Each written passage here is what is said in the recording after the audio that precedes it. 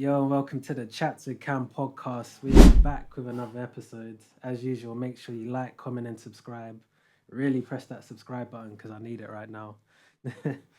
And yeah, we got a networking event coming up soon, so make sure you guys lock in and I'll let you guys know. But today I've got a couple special guests. We have got Emma and how do you pronounce it? Kunzul. Kunzul. See their socials down below. But yeah, if you guys want to introduce yourselves and what you're about. You can go first this time. Hi guys, I'm Emma, and I'm just recently getting into content and modelling. I'm a nanny, and I have my own travel business as well. And I just do loads of creative stuff. And yeah, it's my first podcast, so I'm really excited. Nice. I'm Kunzul. I have worked in beauty for 12 years in retail. I've worked for many different brands, and I'm bringing all of my expertise to social media now. And yeah, I have actively started making content on Instagram and TikTok for the last year, maybe. And yeah, I'm bringing all of my expertise online now. How long have you been doing that, did you say? 6 months to a year, fairly new. Finally. How are you finding it?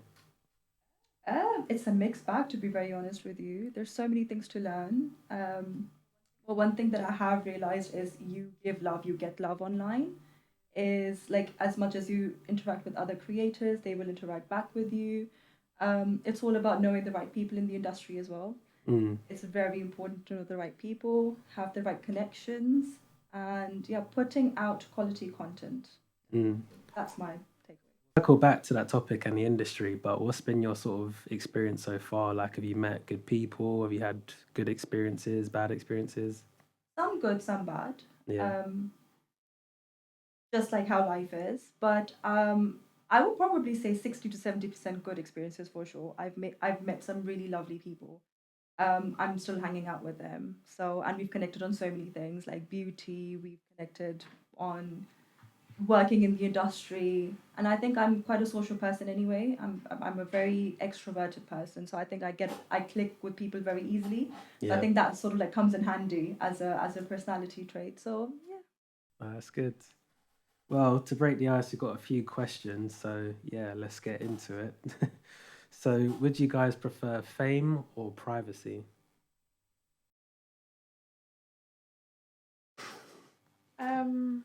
Is it the same amount of success? Yeah, Privacy. privacy. Yeah. What about you? I think I would second that privacy. Texting or calling? Voice note. Voice note. None of You the like a above. voice note? I love a voice note. Yeah. As long as it's under 30 seconds.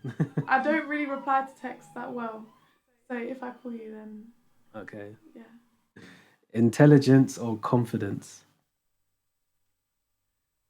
Confidence. Oh, Both. Both, but confidence. Confidence. I think confidence can project as intelligence. yes, but I think if you're not intelligent, it will sort of show through eventually. So But if you're not confident enough to show your intelligence, then it's a waste as well. House party or nightclub? Neither. Neither. I'm a mum, so I retired that life a few years ago now. Yeah. Okay. Win the lottery or have your dream job? Dream job. Well, job. my dream job is to not have a job.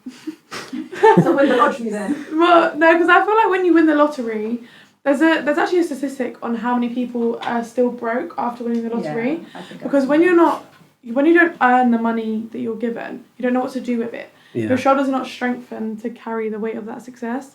So you're literally just like given all this money, but you still have the same mindset of when you were broke. You have the same attitude when you were broke. You've not worked for it, so you You've can not just earned it, dispose of yeah. it. And so many people win millions and spend millions, and then they have nothing for it. Whereas if someone who was already an entrepreneur won the lottery, then they'd actually stay successful and build generational wealth. But a lot Yeah. of people don't know what to do with it. Good answer.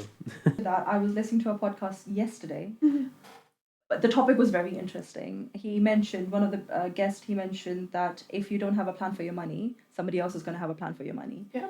Which 100% makes sense. And I think it kind of ties into what you just said. Yeah. That if you haven't earned with the intention to what to do with your money. Somebody else will probably have Yeah.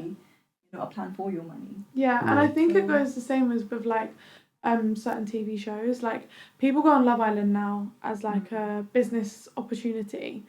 Is it But- a business opportunity? I think if you have a business, you could boost it with the fame or like the clout from Love Island. But people often just go on there as a shortcut to get to a position where they can now create a business.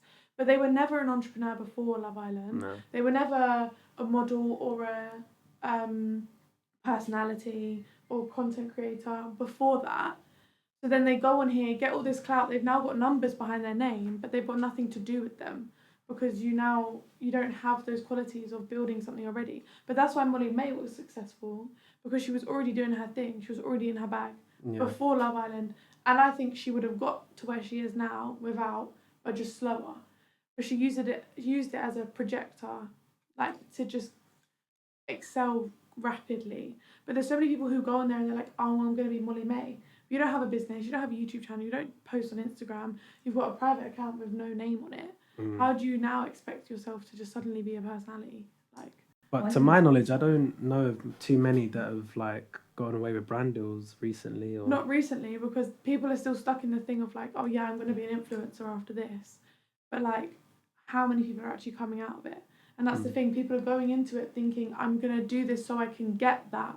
Not, I'm going to go on this because I've already started what I want to do and this is just going to help me get into the public eye a bit better. So people are going on there with the wrong intentions and then they're not getting what they want out of it. Would you ever do Love Island? This is what people say to me all the time. I don't know why, but I used to say, oh yeah, like I just, why not? But then I came to this realisation of this conversation we're having, which is like, if I'm then just projected into the public eye and end up with all these things, yeah, that's a great opportunity. But if I haven't worked hard to get there, I've just been tanning in an island with no phone, I'm not going to know what to do with myself. And everyone comes out of there so overwhelmed of like, I didn't have my phone. I couldn't even text my mum. And now I've got all these people watching my every move. And that's just bizarre to me. I want like my hard work to pay off. Yeah. From not saying people on Love Island aren't working hard, but do you know what I mean? Like I want to actually I want to like grind for what I'm doing, not like use it as a tool to project me as like a cheat code. Instagram or TikTok? An Instagram. Both. TikTok. TikTok blew me up recently, but Instagram's more well-rounded. Fair enough. Some interesting questions now. So, what is the capital of Australia? Canberra. I'm Australian, so you Okay. You can't get me there. I was trying to work out your accent for time. No, I'm English, but my dad's Australian, so. What is the hardest natural substance on Earth? Diamond. Damn, you're good at this. Not just brute fact. All right. Would you rather be able to read minds or predict the future? Read minds. And last one, would you want to know how you die or when you die? When? Neither. When? Neither, yeah. Who wants to know that? Ignorance is bliss. Cool. I would maximize my time before I die. If I know when I'm dying, I will maximize everything. Yeah, Well, that's a good every point, actually. opportunity. Yeah. yeah, but I think that's so scary. I feel like you'd then have all this worry and anxiety, like a countdown. Yeah, But then say you it had would- like we should 5 just- years left. Yeah, but then you're just going to be boring and dull for a few. Oh, I can spare a few days. It's fine. When you don't know, you actually live every day to the fullest, and you have no excuse to But not. it's also closure for the other people probably who are going to be around, Yeah, but then what if they just remember me as like, oh, I don't really care. I've got 5 years. I'm not going to do anything. No, I'm not but going if to that- text you today because I'm going to text you tomorrow instead. If that was me, though, I'd be like, well, I've got 5 years. I'm going to make the most of each day. But I guess it depends how long you have left. Yeah. If you're dying tomorrow, then your attitude's going to be so different than if you die when you're 110. Yeah, If they say, oh, you've got 100 years now, kick your legs back. Yeah, it's fine. I can chill. Your True. attitude's so different. Yeah, I think each to their own. I would like to know. Mm. Yeah. Interesting.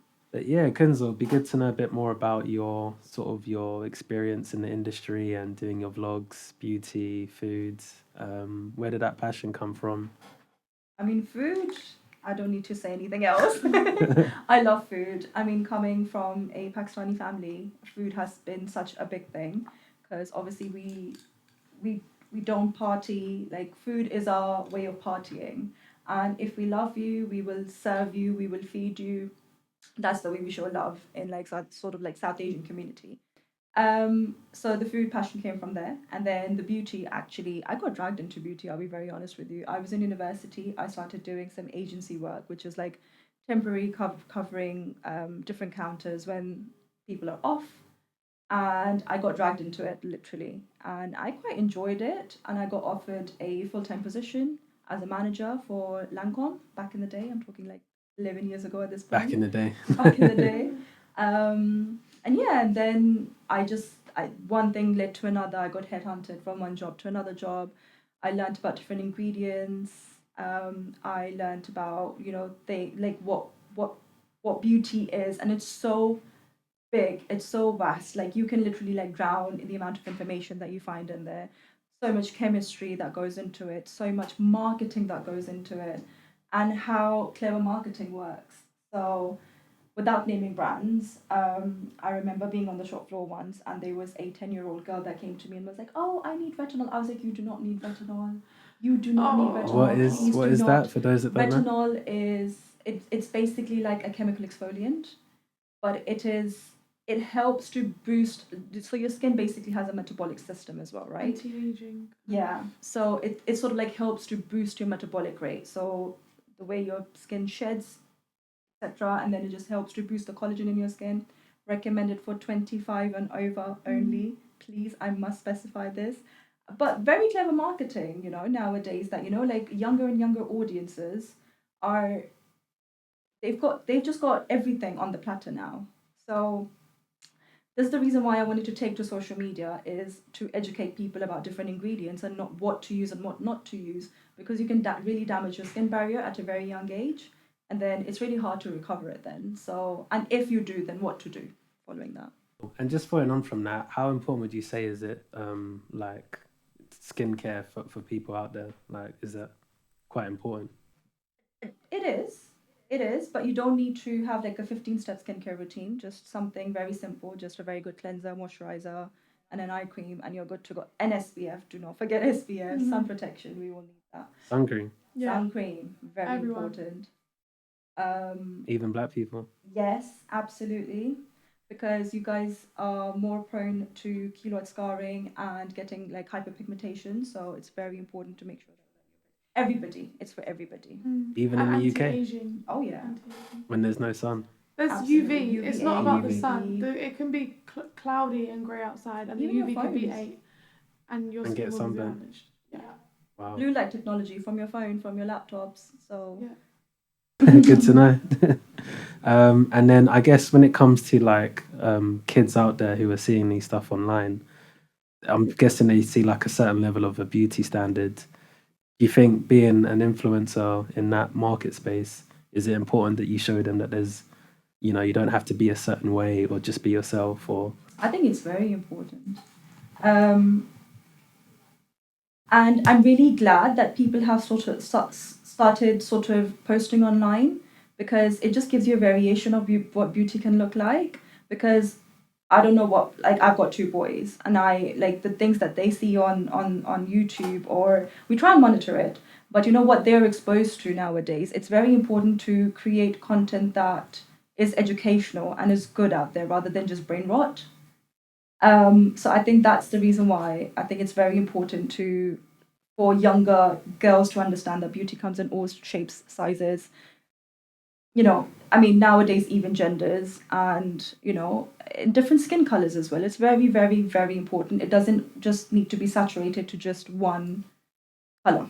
Yeah, no, I agree. And I think as well, because I've worked with kids and worked with kids, like I can see the effects of like these kids basically have too much access to too much information at an early age.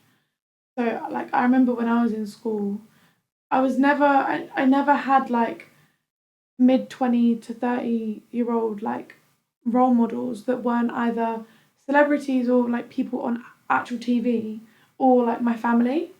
And now there's these teenagers who are so vulnerable because they're just naturally are like 10, 11, 12, 13, 14 years old.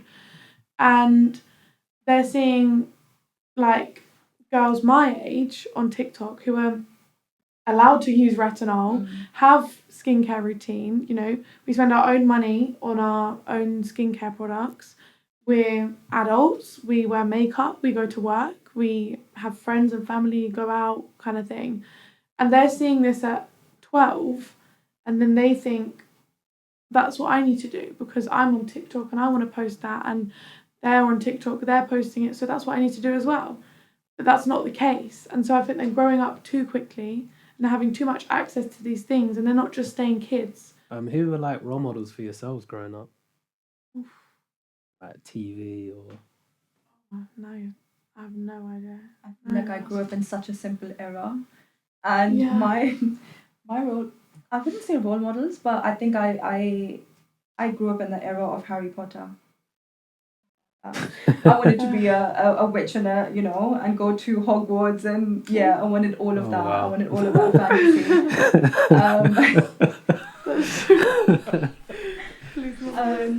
So I feel like I grew up in a very simple era, but I this month actually marks 20 years since I've been in this country. Congrats. Thank you. So yes, I grew up in a very simple. I remember my first ever. Wait, do you prefer the UK now? Yeah, I don't see myself going back and settling back in Pakistan. Like as harsh as it sounds, like I can speak the language, I relate to the culture, but I feel like I'm very much, if I may use the word, whitewashed. This guy's so No, honestly, we were having a conversation just yesterday, like just the group of friends who've just migrated and Yeah. started families in this country now and everything. Nice. Because I know obviously you do quite a bit of travelling. Yeah. Why don't you tell us about that? Yeah, so I've always loved travelling, and I kept it at quite like a casual thing, like most people do, 1 or 2 times a year. And then at the end of, well, during 2024, I was like, I really just need to. I was seeing everyone like go backpacking and go travelling for months at a time, and I was like, right, I just need to find a time when it feels right and get up and just go travelling. And me and my best friend from uni were then in the position at the same time to basically be able to like up and leave. And financially, we weren't. I'm not gonna lie, we were not. Right, so you're a uni student back these No, times? so I was a furniture designer. That's what I studied, and then that's what I was working as in central London in Clerkenwell for a year and a half. So I was in the commercial, like bespoke corporate furniture industry, and to say it lightly, it kind of drained the creativity and my passion and love for like furniture design out of me. What, because of the type of clients? It was like so robotic. I'm doing CAD all day. I'm just at a computer, at a desk, in Clerkenwell, like doing literally like a robot. And I wanted to like be drawing and modelling and creating stuff and just being like super creative. But I was like at the end of the design chain and I felt like all the interior designers were doing the work that I wanted to be doing.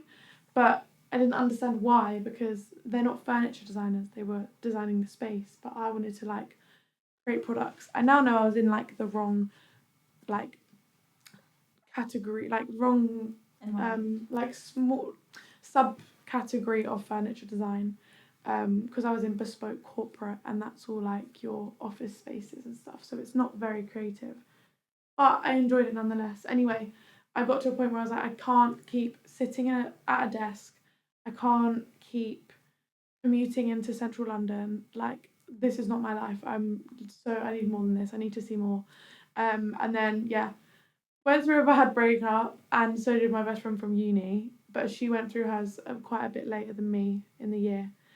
And we basically turned to each other and we were like, do you have enough money to like book a flight and go to the other side of the world? She was like, yeah. And then we were like, how long's your notice period at work? I can give a month. Okay. When should we go? January? Great. Okay. So we literally like planned this in, I think, October or November. No, October.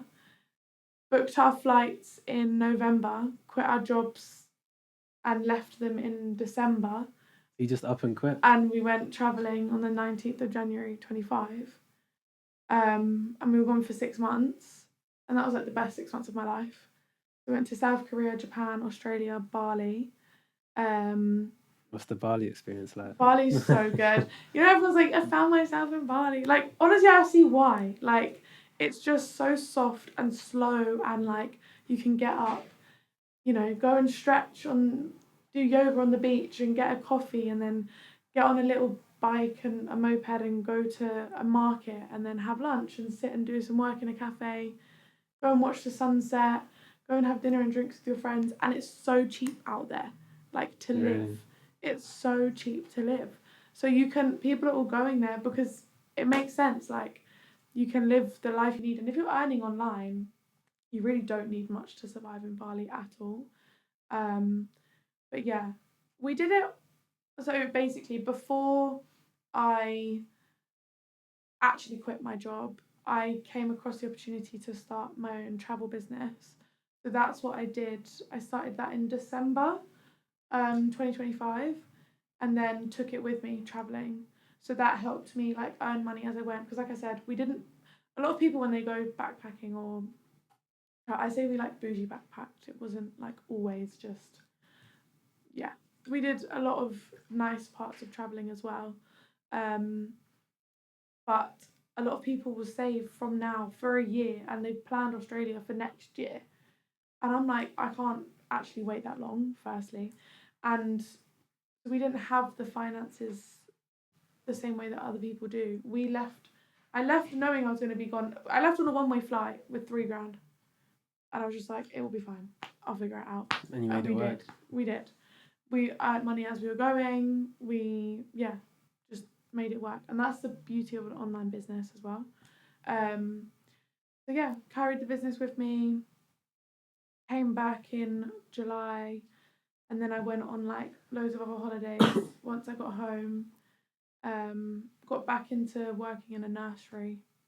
But yeah, I caught 34 flights last year. 34? Wow. Yeah, and I was gone for 204 days of the year. I had to calculate it a few weeks ago.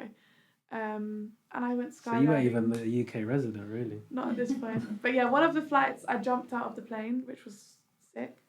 That was like one of the best experiences of my life. But yeah, I also went to Spain. I went to Ibiza, but not Ibiza. Do you know what I mean? I went to the nice, family, beautiful part of Ibiza. Have you done a party holiday before? Yeah, I've done Marbella, I've done Napa. But when I was way younger, not my vibe anymore.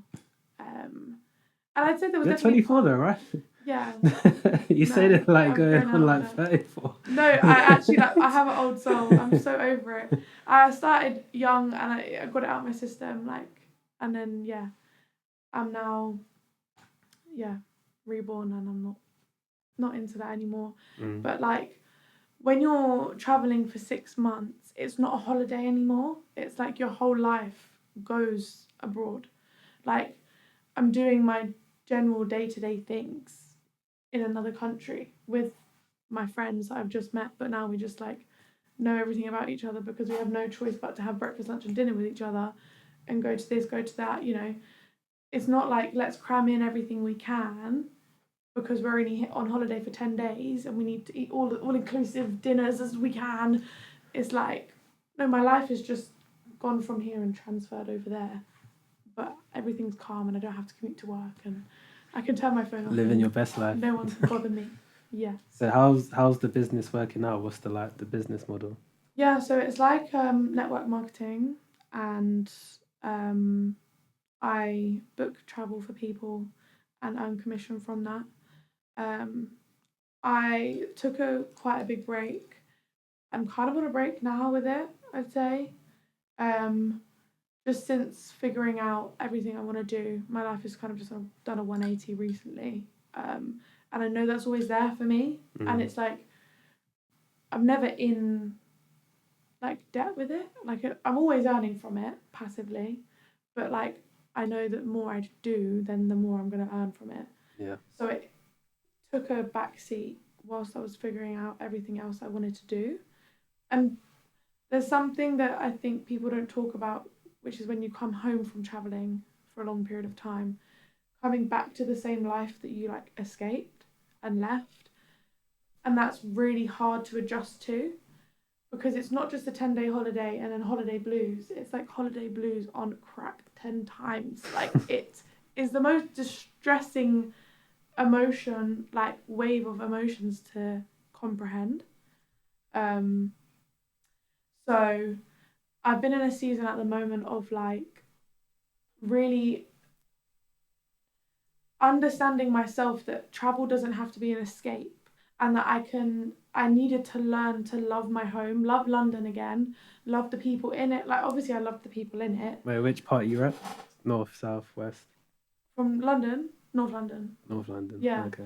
But I just feel like before I used travel as an escape because I not hated, but like I was not happy here. It was so like I had the bad connotations of like, you know, breakup and bad workplaces and old friends, and like it was just dull and boring and lifeless to me. And then I experienced all this amazing culture when I was traveling, and I came home and I was like, why am I back here? Like I literally can't stand it. I just want to be on a beach and like doing whatever I want. And then I realised that I need to like take a touch and like actually learn to love my home and use travel as just a tool to like experience the world, not to escape something that I'm running from. So that's the kind of the period that I've been in at the moment.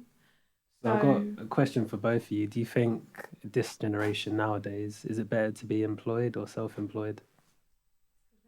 Self-employed. Self-employed. Why do you say that? Oh, there's just so much opportunity. I feel like we're all coming to the realization that we don't want to be in a rat race. Yeah. We don't want to be working for someone else. The richest people in the world do not work for someone else. Like they work for themselves. They work for themselves. But there's pros and cons to both, right?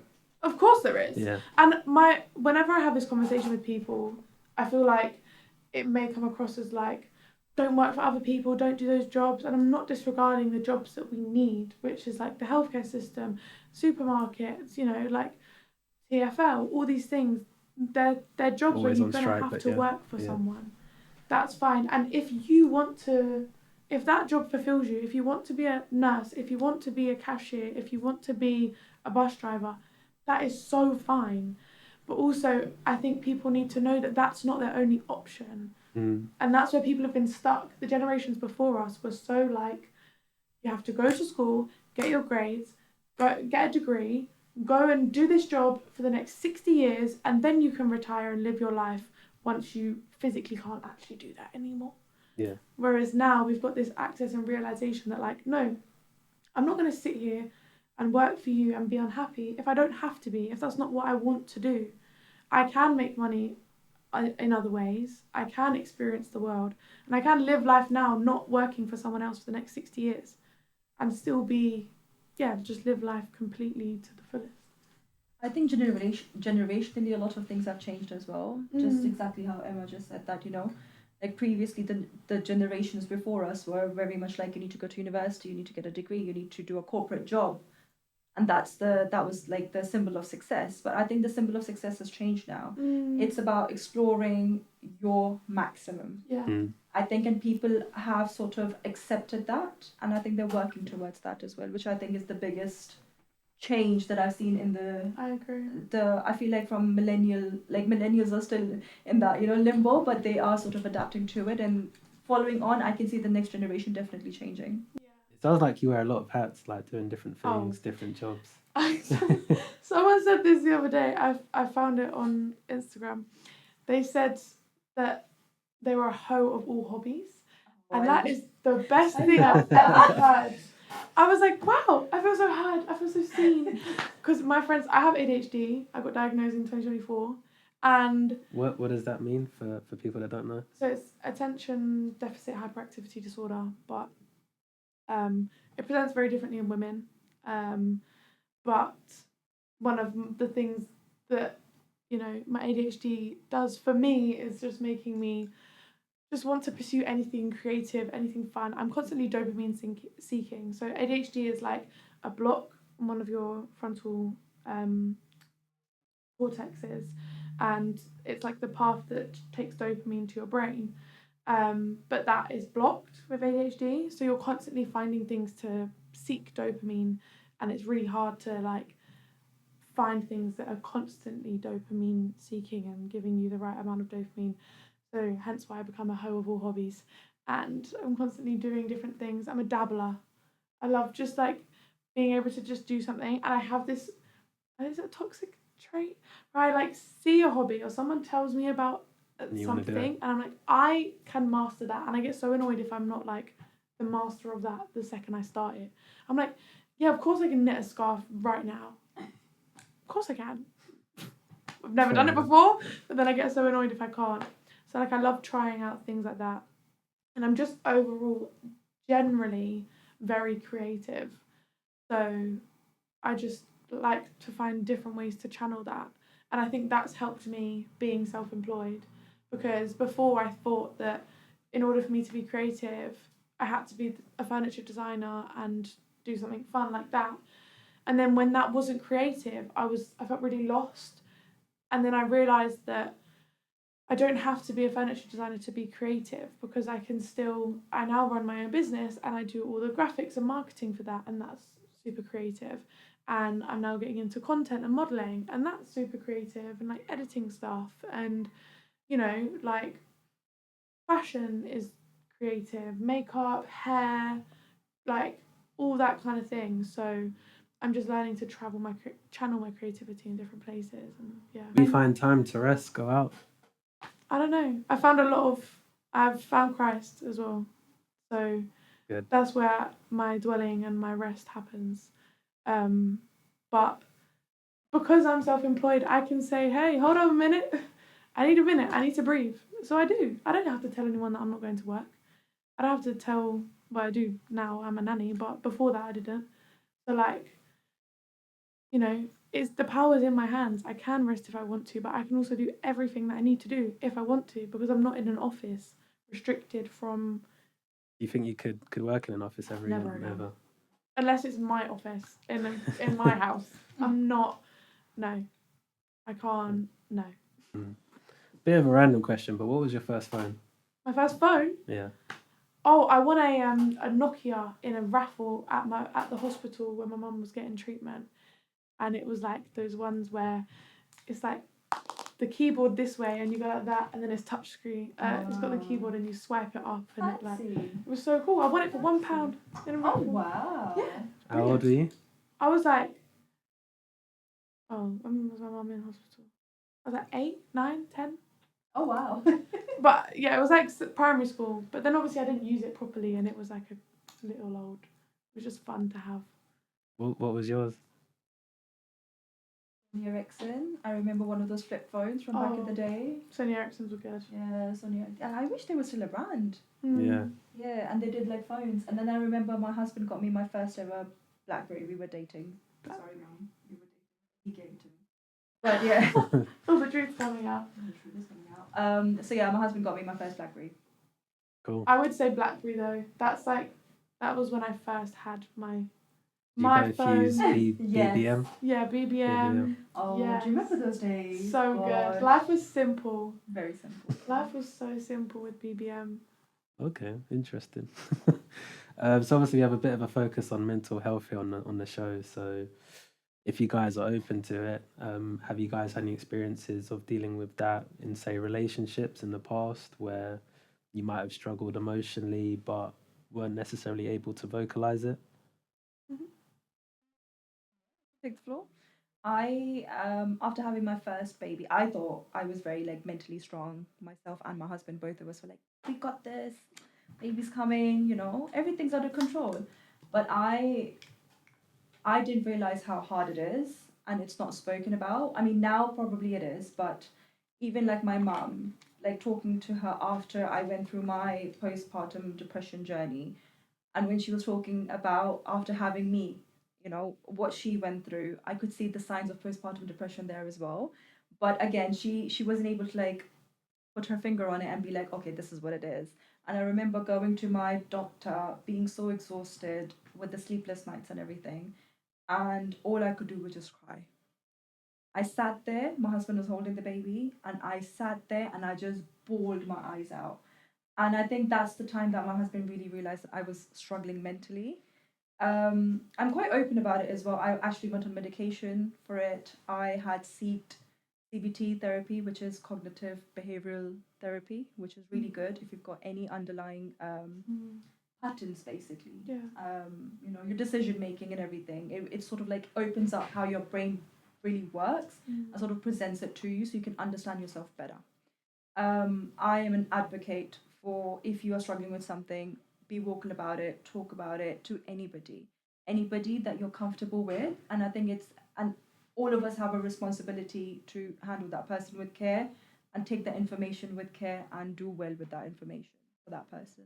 Aw. Yeah. Would you ever have kids, Emma? Oh yeah, You would. 100%. I can't wait to have kids. I've always said like my whole life like I can't wait to be a mum, but I can wait because there's things I need to do. But also like I need to be a wife first, and then I'll have babies. But I've always said I want kids before I'm 30. So yeah. What does your ideal partner look like? Ooh. See, okay. Christ centered and matching my energy. Just personality. I don't do nonchalant. I don't do What is nonchalant? like boring. Introverted. Sorry, I'm a bit traumatized from a nonchalant man. And it's just like they don't tell you how they feel, they don't show you how they feel, they don't show you that they love you. They like So what? No They're just gestures, both. no. They're just both, yeah. I'm like, what do you mean? Do you even know me? Like, do you care about me? Like, am I just in your way? That's how it feels. Yeah, I don't do that. I love someone who's like got ambition, like, yeah, confident, happy, bubbly, fun, creative. Yeah, just match my energy. Could you date someone who's maybe not like they've got ambition but they haven't been able to like execute it? Oh yeah, You could. Pedro was saying this the other day. There's questions he's asking, and it's like, how much money does a guy have for you to like be interested in them? And for me, it's not about like having a final product who like comes to me who's then my partner. It's like I just want us to be aligned with the ambition of being able to get to where we want to get to and not being subject to being stuck in the box that the government are trying to make us do. Don't like just sit there and take life and just accept what it is. Like I want someone to match my like vim of like, yeah, we're gonna be successful, we're gonna do what we do, we're gonna reach our goals, we're gonna create something for ourselves. You don't have to have created it, but if you've got something enough in place and you've got that attitude of like, I want to achieve things and I'm not gonna let anything like keep me like small, then that's fine. I don't need you to be a millionaire or all successful and bring me a Rolex and have a yacht. But that It's would be like, nice. we can grow together, but you have to have that mindset to want to grow. That's the key. I think it's very important for your goals to align as a couple. Mm. I've been with my husband been married for 12 years now. Hey, big up. That's a long time. Yeah. And yeah, like honestly, like it's so important for your respect, number one. You need to have like mutual respect for like each other.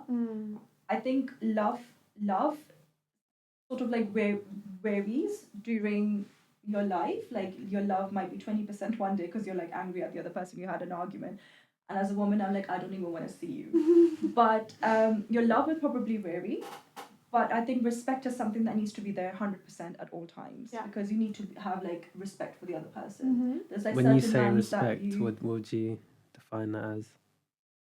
Respect for example, for me, my husband's a provider, so like that's his way of like showing respect to me as a woman, as his wife, that you know what, I'm going to provide for you. You don't need to worry about the bills, you don't need to worry about the rent, Period. you don't need to worry about the car that you're driving. So Period. I mean, I got an amazing car and I'm really happy about that, so I need to plan it out. You've got it all. But you know, that's a sign of respect, that he respects me, that you know, like Yeah. I am in comfort. That's, and for me, the way I do that is I make his house a home. I give him kids. I raise them well. Cook, I clean. teach, cook, clean, and that's a way of like showing love and respect at the same time. So I think it sort of like goes interlinked. Yeah. And Do you then think traditional has gone out the window a little bit nowadays? I saw that on one of your podcasts, and it has. It really has. But I think traditional needs to go hand in hand with the modern. Like I don't think it should be completely chucked out of the window. But a woman feeling comfortable enough and Let her guard down. to let her guard down and be her feminine self and let the feminine side out is where like the beauty of relationships really like flourish, because now I can just be maternal and loving and caring and soft and supportive, and I don't have to be arguing because that's not right, and you know, I need to now go and do that and fix that because you're clearly not capable, and I don't have to be wearing the trousers and planning things and stressing and Would you say you can be argumentative? I think if I have an opinion, if Yeah. I have If you feel strongly about something, I feel everything strongly. So like I can feel really happy, really sad, really like passionate about I'm very in tune with my emotions and I'm passionate about how I feel, which is again why nonchalant doesn't work for me. I was brought up by a single parent, so my mom had to have the masculine and the feminine energy in her. And just as a kid, like when I was growing up, sometimes I just needed a mum. I just needed a feminine energy, but she had to go to work and she had to channel her masculine energy. So if you are with a man and who wants to have kids with you and wants to raise them well, I think it's very important to let the woman be in her feminine energy so she can pass that on to her kids. I think that's a very fair point. Just on that then, would you say you'd benefit more from having both parents or Yes. a mum and a dad? Healthy relationships, yes, absolutely, 100%. But not if they're together but one's absent. Yeah. Like if a parent is absent emotionally, it doesn't really matter if they're there doesn't, physically or not. Again, coming back to like having the same goals, like as couples, like as a couple, that if you want to like raise the kids well, so X, Y, and Z needs to be met. So yeah. Have either of you been in a situationship? Yeah. Have you, Kunzul? No. No comment. I've been with the same man for God knows how many years now. And he is gold standard, I must say. Like, he is amazing. I really did. I got very lucky. Oh, that's good to hear. We don't get to hear that too often, so yeah. No. Real quick, so obviously you guys would class yourself as content creators or influencers as well, a little bit. Not yet. Not yet, almost. Yeah, almost. If your partner was doing that full time, is that an acceptable job for them? Yeah, 100%. It is. Yeah. So you don't mind how they make their bread? That's a different question. That's a different, I'm not being no one on road. Yeah. I'm not being with no one in crazy industries. But yeah, that's fine. And it's about who you come home to and about who, like, detaching work and respect and those boundaries. Like, you can be in the public eye and you can have people following you and you can create content without being a cheat or a bully or nasty or nonchalant or horrible. Like, you can still be perfectly well-rounded husband and dad and be a... I've got a perfect example of that. Do you know Jamie Dornan? No. Shades of Grey. I don't know. The guy from the movie. Okay, You must have seen him. the main actor, yeah. So I have served him a few times when I was working in one of the stores. Okay. But I have served his wife and I've served him quite a few times, and he used to come in with his kids as well.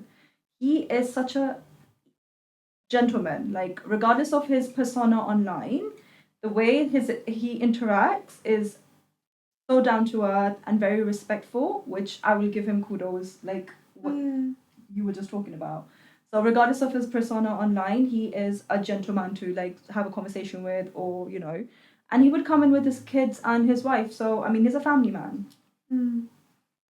So we have a few writing questions from our audience, if you're able to help them out.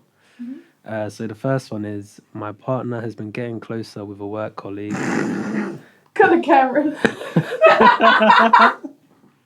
No, sorry, cut the camera. Why is this?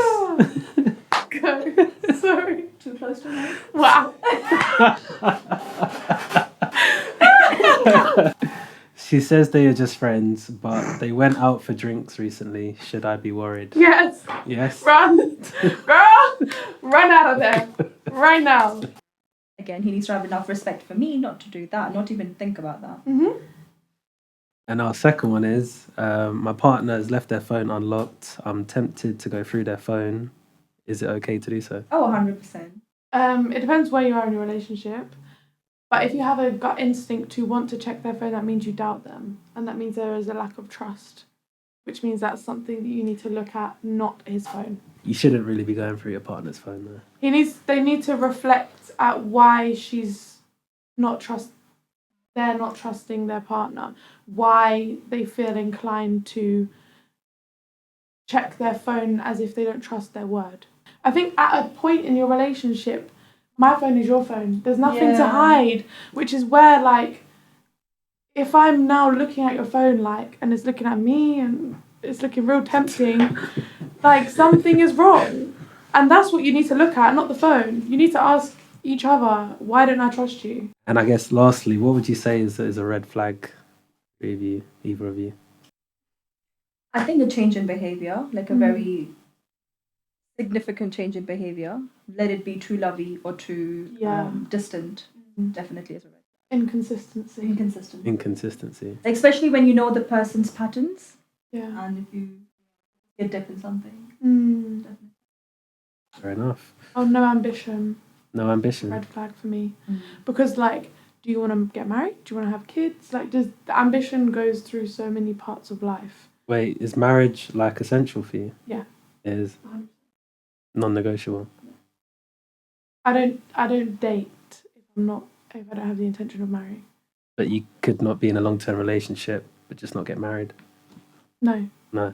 I have to marry and then I can have kids. I think it just gives you a sense of security, isn't it? Like, if you've got a ring on the finger, you know he's there, he's yours. If it was, say, just the ceremony but not the actual paper, would that be okay? Because to me, it's religiously as well as... Religiously is probably the forefront. Yeah. But, like, if you did it ceremonially but not on paper, like, government-wise. Why would you do that? Yeah, why would There's you no not point, because do a that? registry office costs, like, 50 quid. Yeah, because there's more implications on paper. But why? I'm already giving you my children and my life, so we're actually better off legally bound because now we can just so the kids can have your name on the birth can. certificate. You can go down as a father, a husband. There's and a lot also of if God legalities. forbid one of them passes away, you can't be next of kin or anything. It doesn't go to you. But any unfortunate event it doesn't work out, there's probably more downside for a guy than there is for I will never go into a ways out marriage of it. doubting that we're not going to be together till the day we die. Yeah, but I don't think you just can't predict the future, right? So you could never know. So I will give my husband everything now rather than live a life of like timid what if. I think you're manifesting something to go wrong. Yeah, but like statistically, in the example of my parents, for example, there are ways out as well. Like the government has also given you a way out. If a way in, they've also given you a way out. But normally it's the woman who wins in those situations. No. Statistically, yeah. In terms of what? Financially or in terms financial, yeah, that's one. Because they're normally the ones who are looking after the kids. They take. But in most of those cases, though, it's the women who would get like full custody or most custody of children anyway. Yeah, which is why they would then need to be more financially. Kids they feel more secure emotionally when they are with their mums. Well, look, that's been the Chat to Cam podcast. It's been a very entertaining episode. Is there anything you guys want to say to your audience, your fans? Anything that you want to give them a message? I just say be yourself. Don't let anyone like keep you in a box or make you not believe in yourself or not be your full self. Like, just experience the world, love everyone, and like just don't let anyone rein you in. I agree with Emma, 100%. And make sure you follow us, Brave with Us. Yeah. Follow socials. Like, Get it. yeah. And we'll be back with another episode, but I hope you enjoyed. Peace.